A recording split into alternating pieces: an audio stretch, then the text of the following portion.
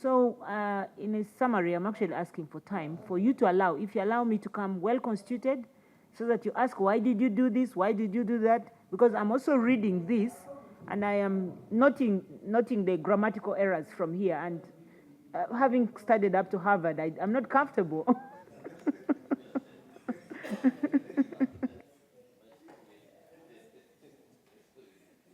Just like the minister is advised, she's been telling us there are people there that advise her. There are people also that advise and sometimes misadvise the president. They are there.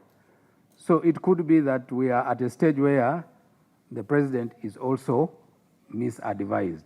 Interrogate and carry out oversight over the Minister of State for Finance, Planning and Economic Development in charge of privatization. Now, in your own submission, you make reference to a winding up committee. You also make reference to a termination that was being directed by His Excellency the President. It is the reason why we offer you as a committee the opportunity for this committee to hear you. If in your submission you provide this committee with that information, that the President in a letter referenced this, dated this, directed that this happens, that subsequent to the President's letter, which I didn't see you making reference to in your own letter, because you should have said that I have a directive of the President. Yeah, just hold on, I am just trying to encourage you to actually make your submission, that you have this information with you. It helps this committee. If you go ahead and make the submission, especially in as far as the President's directive, the winding up committee, the actions that you took are concerned. Then on the matters of the legality of this issue, whether or not there were conclusions made by court, indeed this committee also is aware that the Attorney General is an officer of Parliament, whereas he is a member of the executive. We will also invite the Attorney General here, and he or she will come before this committee and also give evidence in as far as their office is concerned. It is the reason we invite you, Honorable Minister, that the evidence that you're giving us before accepting to submit will help us, even when the CEO is actually absent. I want to put it to you that, for instance, in the petitioner's case, just to help this matter, the CEO, together with the entity that he leads, the company that he leads, received benefit, so to say, of the concessionaire settling their arrears in as far as electricity bills are concerned. So if that is the case against them, we would like to hear from them. What are the areas of their engagement with the concessionaire or the petitioner in this case, vis-a-vis your role as the minister who has overall supervisory role over this? Because it's also possible that there are things that Kilembe Mines Limited may have told you, but that are not exactly what was on the ground. So that is the reason we think that, yes, please, Honorable Minister, go ahead and submit. The CEO will also join at a later point and give additional evidence. As far as I know, when I raised the petition, there was no case whatsoever in Parliament or in court, Chair. That's the information I wanted to give the committee. In as far as the committee is concerned, we don't have that guidance from the Speaker as of now. So this committee will proceed in the meantime, and then I will seek the guidance of the Speaker, who will definitely advise the committee whether there will be any recourse to sub judice or not. Much obliged, Honorable Chair. Chair? Yes, Honorable Minister. Chair, I just... First, would like you to go on record that the advice on which you relied on to terminate the contract was given by the CEO, Kilembe Mines Limited. Am I correct? Mr. Chairman, it was given by His Excellency the President of the Republic of Uganda, and we came to the floor of the House as a result of demand from the area members of parliament from Kilembe in the last parliament, and they demanded that the concession be terminated, and the president directed that they should constitute a committee.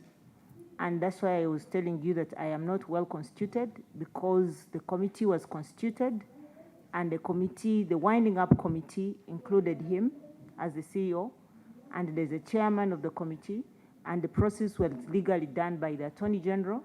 Actually, what I'd wanted to tell you is that this matter, as far as I do know, as my office is concerned, has gone to court, and for us to ably provide justice, we won, but for the person who is competent in government to provide that evidence to you will be the Attorney General. So if you invited the Attorney General, he will give you the case number, because I don't have the rights to give a case number because I am not a government lawyer. It is the Attorney General who is the government lawyer, who will give you the case number, who will give you the details of how they have won or lost in the court. But as far as I do know, all I can tell you is that I acted in accordance with the law, and my lawyer would be the Attorney General to come and explain the details. The case number is HCT 00CC MA 1587 2022, withdrawn. Case civil suit number 116 of 2018 was dismissed, meaning that the first case was dismissed. Then in 2023, they went back to court because they've been going back and forth. Go, come back, file again. Then they went again, HCT 00CC CS 0661 2023, also case withdrawn. All these withdrawals are done by Tibet Hima. So I think, therefore, your guidance of whether you sub judice, now that the Attorney General has given me that information, and my legal office, no, and now that we have given the information, the case has been withdrawn. Mr. Chairman, I'm happy to proceed. Thank you. Okay, honorable colleagues, something completely new. I think we are now almost. Honorable Claire, is it something completely new? No. The minister is saying she is able to proceed because she's been guided that the matters have been withdrawn. Therefore, they can ably stand before Parliament as of now. Number two, we have also as a committee agreed that the CEO can stay in the meeting. Whatever evidence, if any, we need from him cannot materially change, but dwell on what we have concluded. Okay, Honorable Claire. Thank you, but I would like to seek some guidance about the fairness of the proceedings of this meeting. When we received the invitation for this meeting, about 3 parties were mentioned: Tibet Hima, Minister of Finance, and then us, the committee members. Is it really fair to have a meeting discussing matters of Tibet Hima in the presence of, I don't know which word to use, in the presence of Kilembe Mines, which is supposed to be a competitor of Tibet Hima, and to have such a party in a meeting when we are discussing issues of maybe an opponent of another company? Is it really fair to have Kilembe Mines? Kilembe Mines Limited is not a competitor of Tibet Hima. Actually, they were supposed to be complementary to each other, because Kilembe Mines Limited was the ones that were running the mine on behalf of government of Uganda for a very long time. When it reached a point where government thought that it was important to divest or privatize some of these companies or institutions, it is thought an investor who would come and capitalize and revamp the mines so as to make it more economically viable. So the presence of Kilembe Mines was to support the concessionaire to settle down and operate. So there is actually a memorandum of understanding between Tibet Hima Limited and Kilembe Mines to define how they work with each other. So the absence of Tibet Hima does not necessarily mean Kilembe Mines wishes to take over. No. Kilembe Mines is the child of Uganda, if you want to call it. It's the child of Uganda that Uganda had said, you will be responsible for Garden X. But because you don't have enough tractors and you don't have equipment, let us send you another person with whom you work. So there is no element of competition. I would like us to give benefit of doubt to the ministry and allow them support the committee's work by giving us the evidence that we need. Sometimes, even if we chose that Kilembe Mines CEO goes away, these are recorded proceedings. They can still watch them, and they would have the same information. So I think that this is not materially something that will be fatal for this investigation. Honorable Minister, please. Whatever the central government did was dependent on the foot soldiers deployed on ground by government. This is also not true, Mr. Chairman and honorable colleagues. In clause 23232E of the CA provided for Kilembe Mines Limited to scrap items by commencement date, that is November 27th, 2014, and for the same not to be handed over to the concessionaire.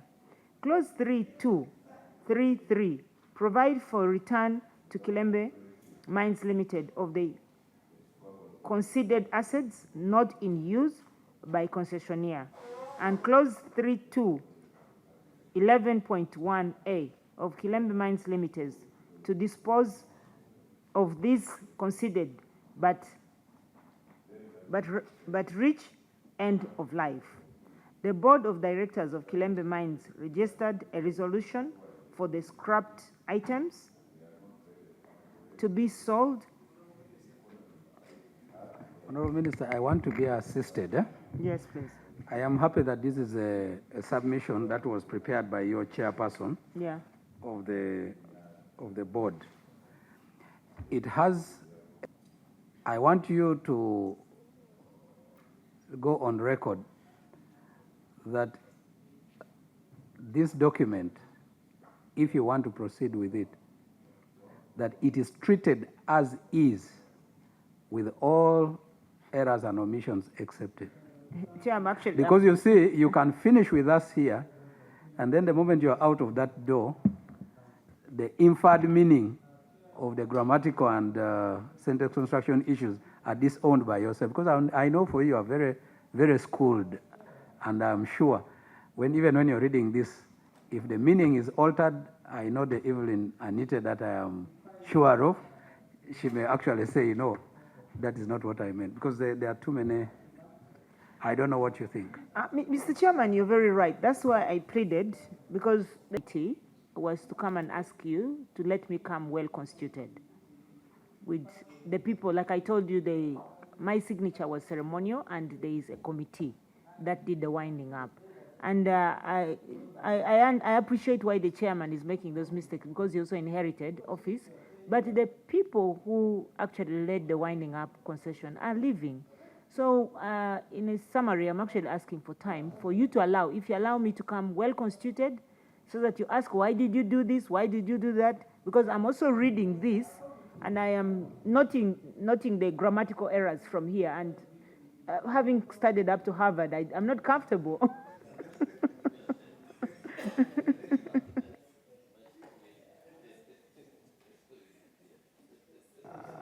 Honorable colleagues, we have material challenges in the information that we are receiving. And this is the document for now the minister has as the document on record. If it has been previously received by the preceding committee to this one, probably they knew better how to process it. But in as far as Honorable Feta and myself are concerned, we can easily hit turbulence. And due to climate change, these days turbulence is terrible. You can drop an altitude of almost 1,000 feet, and some people may die on the flight. So I want us to first process this. The office of the chairperson does not have powers of instructing the actions of government. However, the head of the institution that is processing this matter, the Right Honorable Speaker, has the powers that can be instructive in nature based on the oversight role of government. We will address the Right Honorable Speaker and brief her in as far as this matter is concerned. And then she will guide whether the processes that are going on in government should continue or not. If she's persuaded to think that there is need for government to hold on, she knows how she communicates with government. If she believes that the government can go ahead, she can also tell us and say, you know what, I have no persuasion to stop whatever government is doing. So that I will address to the government. Now, I come back to the Honorable Minister's request. Honorable Minister, I trust in your abilities and the abilities of the senior people that you have. I would not like you to bring here a committee to sit before a committee. You are a leader enough. You have key people that I am sure you know. Even in the winding up committee, you said there was a secretary of the winding up committee. Normally that one has custodial responsibility. That one can come. If you'd like to come with a board chairperson, since they are the ones that were head of governance and who should be addressed, you can come with that. But don't bring an entire winding up committee, a ministry, and so on. However, in as far as the Attorney General is concerned, we shall invite the Attorney General here separately. And he or she will come with whichever officers they believe they need to. That is my view. Honorable Honda, I was... When I listened to your ruling or your, we have the powers. I don't want this the minister with her team to go imagining that we are powerless. So we have the powers, and when we are doing this investigation, we have also the right to advise government to hold because now we are investigating. So it's if we are investigating, and I have heard the minister talk about corruption, which is a very big vice that is bedeviling this country. So we cannot. There is even much more worry to know why the rush of procuring new companies when we have all the mess that is before us. So I hope that we must really get proper information before we go. If they want to go ahead with whatever, but for us, we will do our job. That's what I wanted really to make clear here.